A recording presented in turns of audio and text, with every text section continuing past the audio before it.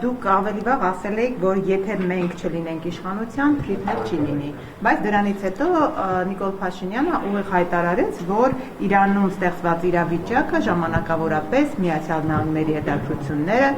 փոխել է եւ հիմա նրանց այսպես հետաքրքրությունը այլ տեղ է։ Հիմա թրիփի հետ կապված ոչինչ չկա, կարող դուք էլ չլինեք իշխանության։ Մենք կլինենք, թրիփն էլ կլինի։ Այսինքն ժամանակավորապես այս դադարը ինչի մասին է խոսում։ Թրիփ կլինի,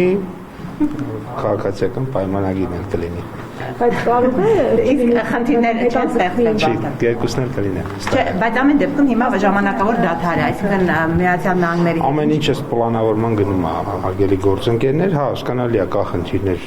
այդ մասով, բայց ես կարծում եմ, որ եւ հուսով ենք բոլորս, որ հակամարտությունը ամեն դեպքում քաղաքական բարձր հայտարարությունները Միացյալ Նահանգներից նվազագույն նրա մասին է, որ գործընթացը ինչ որ մի շրջան հետո հուսով ենք կավարտվի եւ ինչպես նաեւ քիչ առաջ էլ նշեցի, մեր ռազմավարական գործընկերը եւ մեր բարեկամ հարևան երկիրը ի վերջո կհասնեն համաձայնության։